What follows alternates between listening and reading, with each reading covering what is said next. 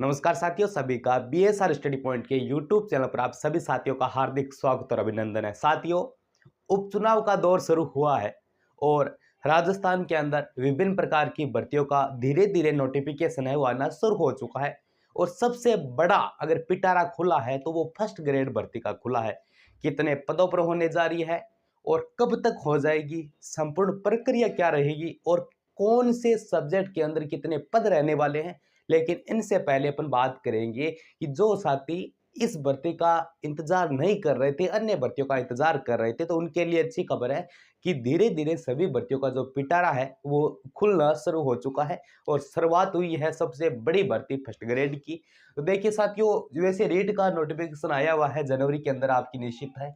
और स्कूल व्याख्याता भर्ती 2024 यानी फर्स्ट ग्रेड की भर्ती का अभी नोटिफिकेशन कल जारी कर दिया गया है। सभी चिंतित हो रहे हैं कि कैसे करेंगे, क्या करेंगे, क्योंकि देखो भर्तियों का जो पिटारा तो खुला है लेकिन पदों की संख्या 2202 यानी लगभग 2200 पद इसके अंदर अपने सामने देखने आ रहे हैं। लेकिन साथियों, हालांकि ये अभ्यर्थना जो भेजी गई थी आरपीसी को, राजस्थान लोक सेवा आयोग को, उसी अभ्यर्थना की समथिंग 2 या 2,500 के पदों की अभ्यर्थना भेजी गई थी और उन्होंने नोटिफिकेशन जारी कर दिया गया है। अब देखिए, लगभग चुनाव होने के पश्चात इसके अंदर अभ्यर्थना यानी पद काफी खाली है, 15-20 हजार के समथिंग पोस्ट आने की संभावना थी। तो लगभग आपके इसी पदों के अंदर बढ़ोतरी होने की पूरी पूरी संभावना है कि पदों के अंदर बढ़ोतरी की जाएगी फर्स्ट ग्रेड के अंदर। और पद कितने कितने वो भी चर्चा करेंगे। आप आवेदन कब से कब करोगे वो भी बता देता हूँ कि अगर देखो आपकी बीए प्लस आपकी बीएड हो गई है प्लस आपकी एमए, अगर आपकी एमए सेकेंड ईयर चल रही है तो आराम से हो जाएगी, कोई दिक्कत वाली बात नहीं है। जब तक भर्ती होगी, संपूर्ण प्रक्रिया होगी तो कोई दिक्कत नहीं। ठीक है, एमए एमए आपका जिस सब्जेक्ट से हो आप उसके अंदर फर्स्ट ग्रेड कर सकते हो।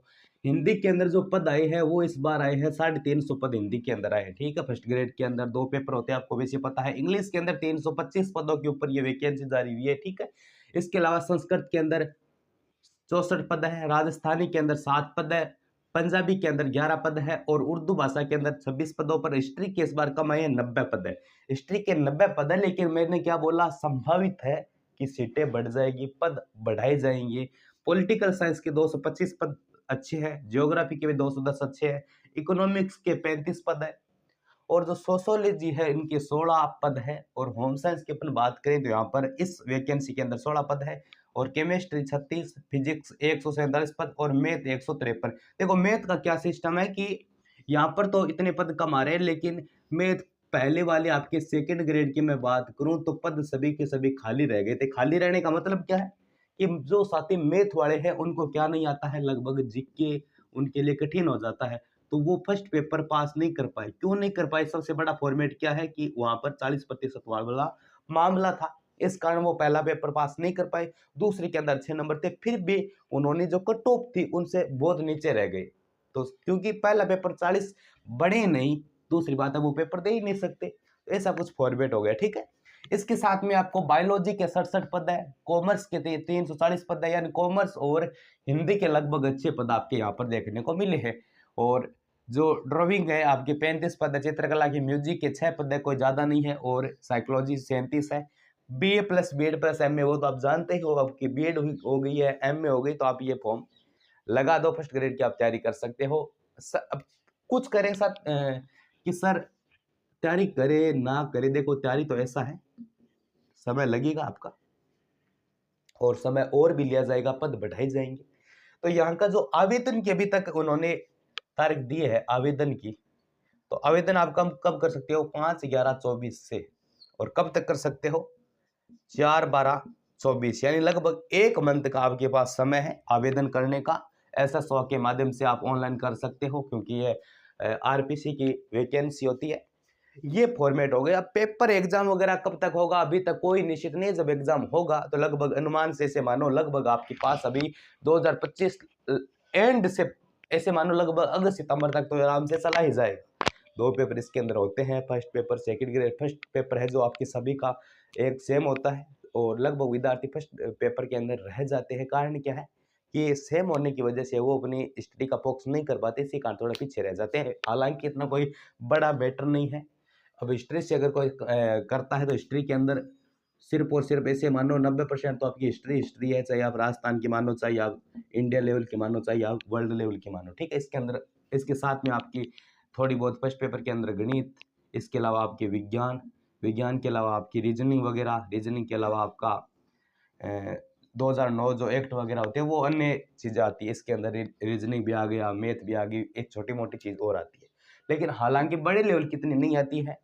और 75% होते हैं 150 नंबर, और सेकंड के अंदर 150 आपके क्वेश्चन होंगे, 300 नंबर होंगे, इसके आधार पर कट ऑफ रहेगी। लेकिन एक चीज ध्यान रखिए कि आप जिस स्तर पर धीरे धीरे ऊपर जाओगे ना, धीरे धीरे ऊपर जाओगे, ऊपर जाने से आपको जो कंपटीशन आपको देखने को मिलेगा वो आपको एकदम हल्का मिलेगा। क्योंकि बड़े लेवल पर देखो, एक रियल बताता हूँ, जैसे सीटी का एग्जाम हुआ, सीटी का एग्जाम अगर जो भी विद्यार्थी 12वीं पास वाला दिया उनके तो गोल गप्पे हो गए। कैसे हुए भाई? देखो इतना लेवल बहुत बड़ा चढ़ा हो गया। लेवल लेवल क्यों हुआ बड़ा चढ़ा? देखो 12वीं क्लास है, अब ऐसे नहीं सोचते कि 12वीं के लेवल का दो, नहीं। देखो 12वीं में हर कोई विद्यार्थी, हर कोई लड़का, हर कोई लड़की 12वीं पास कर रखी है, तो वो क्या सोचते, अरे 12वीं पास करते सरकारी नौकरी, तो वो सीधे वहां की जो पढ़ाई छोड़कर और वहां पर लगा देते हैं। और उनमें क्या होता है कि भाई 12वीं पास तो सभी कर रखी है, सभी ने विस्तृत सिलेबस होता है, पता नहीं कहाँ से आते हैं। लेकिन ये जो सरकारी वैकेंसी जो आपकी जो रीट हो गई, रीट के अलावा आपकी, मैं बता देता हूँ, आपकी स्कूल व्याख्याता हो गई, स्कूल व्याख्याता के अलावा आपकी जो वरिष्ठ अध्यापक यानी सेकंड ग्रेड शिक्षक है, उनके अंदर क्या होता है, सिलेबस तो लंबा चढ़ा होता है, लेकिन सिलेबस के अकॉर्डिंग ही पेपर आता है। इधर उधर की बातें वगैरह बिल्कुल भी आरपीसी नहीं करता। ये अच्छी बात है आरपीसी की, यानी जो आपके स्कूल व्याख्याता या फिर सेकंड ग्रेड रीट वगैरह, ये चीज़ें सिलेबस के आधार पर चलने वाली वैकेंसी है, तभी ये लगभग थोड़ा टाइम लेती है, लेकिन विधिवत रूप से ये भर्तियां हो जाती है, कोई तौर तरीका इसके अंदर नहीं है। और ईओ और आरओ वाला न्यूज़ सुन रखा है, जिन्होंने पेपर खरीदा है उनको, उनकी जो आत्मा है उनको भगवान है वो शांति प्रदान करे। जो लाखों रुपए लगाकर, करोड़ों रुपए लगाकर ऐसा कार्य करते हैं, उनके लिए तो ये एक अच्छा सबक है। लेकिन जो विद्यार्थी इसके अंदर भी पढ़ने वाले हैं, उनका तो हर चीज़ के अंदर घाटा ही प्रदर्शित हो रहा है। तो ये हालाँकि ये तो कोई भी सरकार हो, किसी का अपन कह नहीं सकते, जो चीज़ें होनी है, करवाता है, वो तो होती रहती है, लेकिन हमें इस पर ज़्यादा फ़ोकस नहीं करना। अगर अपना दिमाग वहाँ पर लगाते हैं, तो हम क्या नहीं कर पाते, अच्छी स्टडी नहीं कर पाते। ये बड़ा फॉर्मेट होता है। अब जो विद्यार्थी रूम लेकर रहते हैं, उनके लिए ये सबसे बड़ा फॉर्मेट हो जाता है। पहले तो पढ़ो, माइंड के अंदर आ गया कि यार आज खाना क्या बनाना है, तो वो खाने वाला सोचो कि यार दाल बनाई, दाल को भिगोनी पड़ेगी, नहीं वो सब्जी बना लेते, कम से कम 1-2 घंटा तो उसकी जो प्लानिंग करते हैं उसके अंदर ही चली जाती है। और सबसे बड़ा फॉर्मेट होता है कि आप जो भी साथी आप रह रहे हो, साथ में 3 या 4 जो भी है, तो आप काम बाँट कर करें, ताकि ऐसा रहेगा, अकेले पर कोई ज़्यादा जोर नहीं आएगा, जल्दी से काम हो जाएगा। फिर एक का बर्तन साफ करना, मतलब बहुत बड़ा लेवल हो जाता है। तो इस चीज़ को जो मेंटेन करता है विद्यार्थी जीवन, संघर्ष भरा जीवन होता है। तो इसके बारे में व्याख्या करनी सबसे बड़ा कठिन कार्य है। कुछ कहेंगे क्या करते हैं विद्यार्थी, सिर्फ पढ़ते ही है। अरे चलो पढ़ते तो है, लेकिन अगर आप कोई काम करते हो किसी दूसरों, ठीक है? तो आपको उसका जो फल है, चाहे शाम को, चाहे 2 घंटे में मिल तो रहा है ना। जैसे कोई काम करता है, कोई मज़दूरी करता है, दाढ़ी करता है, जो भी करता है। लेकिन ये पूरे दिन काम करते हैं, लेकिन फिर भी फल की इच्छा किए बिना कार्य करते हैं। क्या पता फल मिले, ना मिले।